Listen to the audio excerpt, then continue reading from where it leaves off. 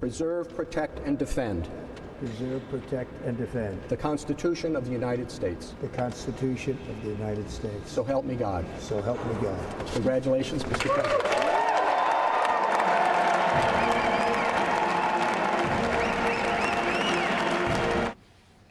45 is now 47. Donald Trump getting sworn into office as President of the United States, completing a political comeback unparalleled in history. And earlier, during his second inaugural address, the president declaring America's decline is over and the golden age of America has just begun. The golden age of America begins right now. From this day forward, our country will flourish and be respected again all over the world. America's decline is over. Our liberties and our nation's glorious destiny will no longer be denied, and we will immediately restore the integrity, competency, and loyalty of America's government. We will move with purpose and speed to bring back hope, prosperity, safety, and peace for citizens of every race, religion, color, and creed. For American citizens, January 20th, 2025 is Liberation Day. Many people thought it was impossible for me to stage such a historic political comeback. But as you see today, here I am. The American people have spoken. I am with you. I will fight for you, and I will win for you. We are going to win like never before. We are following all the developments, but we will take it around the table for as long as we can. Start with you, Jesse, and your observations from today. This was a man who's met his destiny. He said he was saved by God in order to make America great again and usher in a new golden age. And the concentration of power that you saw in that room, probably the greatest concentration of power since the Constitutional Convention, made viewers and the country believe it was possible, because they were all getting along, and you saw the potential in this country when people do get along. At one point, he said a tide of change is sweeping America and sunlight is pouring over the entire world. And he said something necessary, and a lot of people maybe didn't like it on the other side, but he said the Democrats and Joe Biden have betrayed this country. And that was the cold, hard truth, and it needed to be said to his face, because we don't fear that anymore. It was probably the most ambitious speech ever given by a human being. We're going to plant the stars and stripes on Mars. We're going to make America healthy again. We're going to seal the border. We're going to beat inflation. We're going to save our cities. And a lot of people watching felt that it was possible today. A lot of the times you hear politicians run their mouths and you're like, all right, this is just another political speech. This wasn't a political speech. This was a speech made by a hero. And he says the ambition is the lifeblood of a great nation. Talks about the spirit of the frontier, the call to adventure, and tied it back to the history of this great country. We came and we conquered and tamed the wilderness, tamed fascism, communism, and split the atom. So at one point he said, I stand before you as proof that nothing is impossible, that the impossible is what we do best. This was the hope and change speech that Obama never really delivered on. When they said, Barack and Joe, they wanted to fundamentally change America, this agenda is about fundamentally changing America because we're in transformational times. The media is changing. We're changing how we feel about our health. We're changing our economy. We're changing technology. The map is changing. Literally, he said, we want to take back Panama. And it was the most inspiring speech he's ever given that I've personally ever heard. And it's an exciting time to be alive. Greg, the one thing, though, that really didn't change is that throughout the campaign, ever since he announced his run, he said, these are the issues I'm going to work on. And then today he's like, and I'm going to deliver on those very same issues. Yeah, no, he never wavered. During the speech, as I was listening, all I was doing was looking at Joe. You know, watching him as 4 years, the last 4 years was handed to him like a sizzling Trump steak.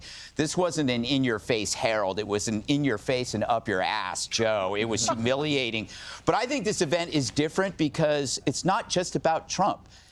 It's about everyone involved who had a personal journey that paralleled Trump. Because if you supported him, you were thrown into battle. So this was like a a convergence of stories into one victorious moment. Everybody involved in this felt it. It felt bigger than a typical inauguration. And Trump took it away from the left versus right dichotomy by using two words that everyone needed to hear: common sense, right? It's something that we lost under Biden when you looked at the border and the crime and the trans hysteria. It was an attack on common sense, and we needed the middle ground. We needed to go from wanting to deciding, and Trump was there, and his speech was very clear. I saw how the New York Times portrayed it as grim, and it was because he was doing so much that was literally in your face.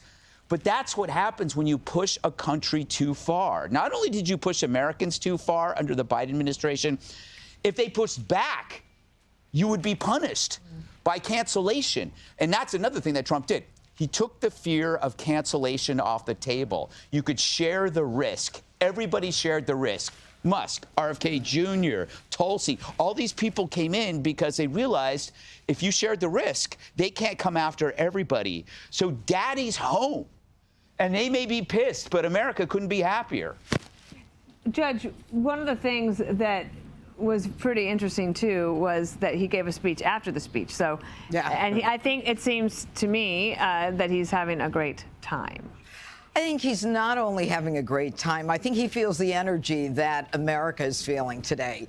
You know, when he talks about a golden era or a golden age, and a new dawn, and he talks about Liberation Day, so many of us feel the same way. We felt that way on the Wednesday, November 6th, when we realized that we're going to have a president who is not just a president. This man is a man who was delivered to the Oval Office in spite of everything that they did to him, because he was a populist president.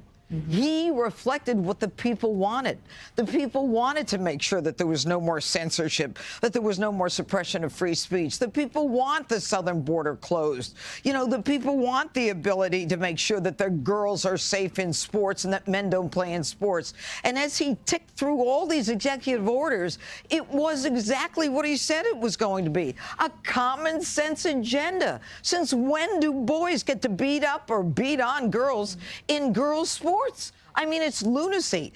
And there was one sentence that was compelling for me, and it stopped me when I was listening to it, and it was, "My life was saved for a reason," and you made reference to this, Jesse. "My life was saved for a reason. I was saved by God." And it was a reminder that we are one nation under God. And then you saw the reaction on camera from individuals at the arena. And this country believes in God. We believe in religion. We are Christian, whether Christian or Jewish or Muslim, doesn't matter. You believe in God. And I think that everyone is excited because they know that he will deliver.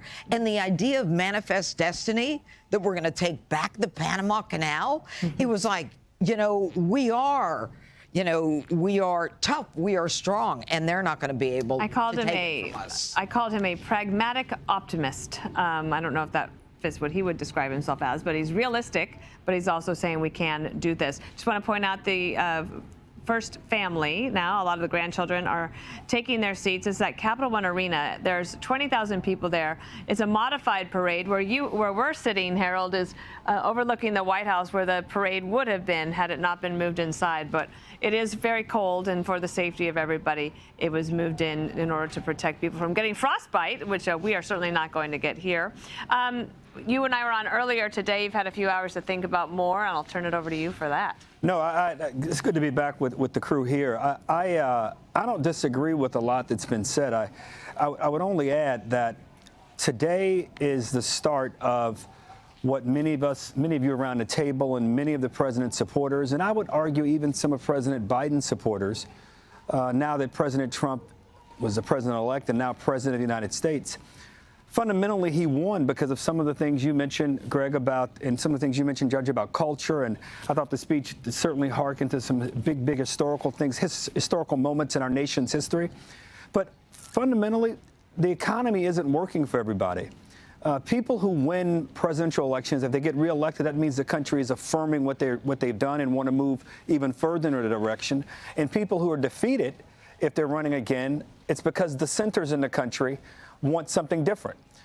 President Trump had on that stage with him, Jesse, some of the great investors and innovators in this nation's history.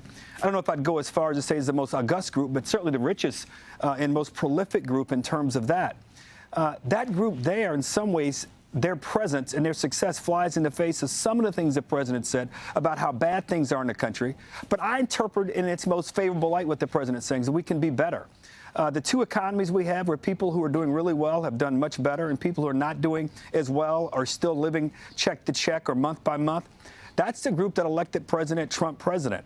That's the group that's going to be depending on him the most and relying on him the most to deliver. Cutting taxes, cutting regulations, raising tariffs. If this is the winning formula, the president's got it. I'd say to my Democrat friends, as I said earlier, Dana, the one thing that I find refreshing about President Trump is that he can say one thing Monday and really believe it, but if it doesn't work Tuesday, he'll change.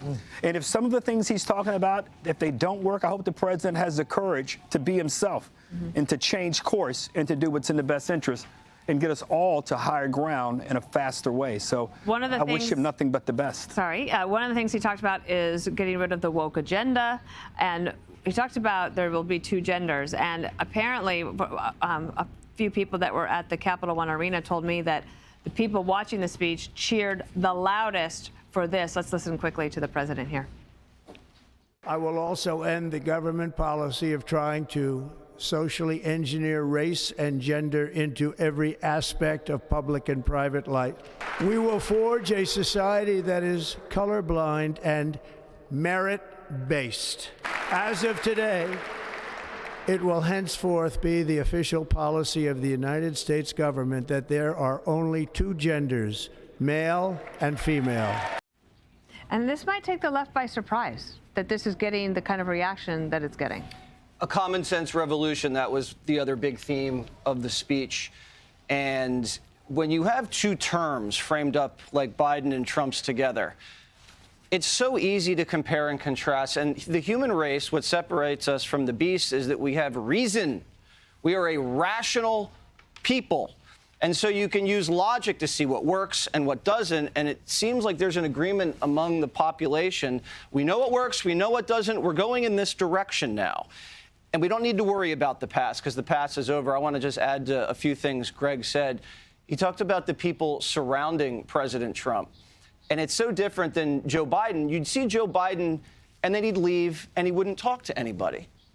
And Donald Trump is running 30 minutes late because he's talking to everybody and makes everybody around him better. We watched this yesterday where he was calling out people in the rally. There's the Wall, the guy that comes to every rally dressed as a wall. There's Abe Lincoln. Little shorter than Abe Lincoln was, but he makes people feel good and he brings out the best in everybody. Including Governor Abbott today, who he saw in the crowd, who took a lot for the country on the failed border crisis, and he pointed him out as well. Yeah, he said, wow, imagine if I had talked badly about him, and he happened to be right there in the front row. But also to what Greg said about the media can't cover Donald Trump. The media, as it's designed, isn't equipped to cover this man because the media is designed to thrive in a partisan atmosphere and where people don't have access to all of the information. That's over now. And so the media covers Donald Trump for what he isn't, not what he is. And that's why he's failing. Another great point made by Greg, I hate to say it. Wow, his head's going to explode over here. The fear factor is gone. I feel it. You feel it. We're not afraid to say what we feel anymore. We're not afraid of getting indicted by weaponized prosecutors anymore. I was at the gym today. I was breaking through all sorts of limitations that I had placed on myself mentally. Beautiful. Everybody feels it. We're all feeling pretty happy. You see Barron Trump there. So just so that you know, what we're doing right now is waiting for President Trump. He's going to arrive there at Capital One Arena, give some remarks, and he'll be signing some executive orders there with a great little desk that they put forward. Can I just play call for number 4 and have Greg talk to either the woke agenda or this, because this is a topic Greg's talked about a lot, and that is energy. I will also declare a national energy emergency. We will drill, baby, drill. We will be a rich nation again, and it is that liquid gold under our feet that will help to do it. With my actions today, we will end the Green New Deal and we will revoke the electric vehicle mandate. You'll be able to buy the car of your choice. And Americans over the last 4 years have really gotten an education on energy. Yeah, you know, this reminds me of those great videos of a giant building in a controlled demolition. We're just watching the last 4 years just go.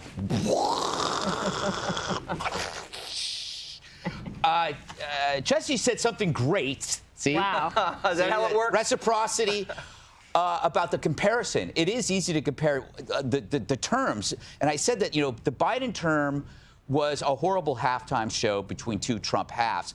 And it might have had to have been necessary to remind people how bad it can get, while giving Donald Trump especially, time to think about how to do it better. What needs improvement, what to prepare for. Perhaps you needed to walk through the swamp, you know, before you can return triumphantly. I also want to credit, I think a lot of this, and I brought this up constantly in the last 2 years, the turning point to me was the destruction of the tentpole hoax, the Fine People hoax. You know, people wondered why I talked about it all the time. It's because every person who investigated the Fine People hoax found it to be a lie, and it undermined every single assumption they had about the media's other stories. And so once, like you saw this, there was this billionaire tech guy saying he decided to come out for Trump after realizing that Trump never said Nazis were fine people. That one thing, and I got to go back to, you know, I can't think of the guy's name on Breitbart, but Scott Adams and other people that had been pushing this, Joel Pollack and Steve Cortez. These were the guys that were just saying, this is where it starts. This is the thing that Joe claimed got him to run, and it was all a huge, destructive lie that hurt so many people. The other thing, Judge, is that already at noon today, President Biden's CBP One app is gone. Gone. Here's President Trump. This is thought number 11 on the border as we wait for President Trump to arrive. I will declare a national emergency at our southern border. All illegal entry will immediately be halted, and we will begin the process of returning millions and millions of criminal aliens back to the places from which they came. We will reinstate my Remain in Mexico policy.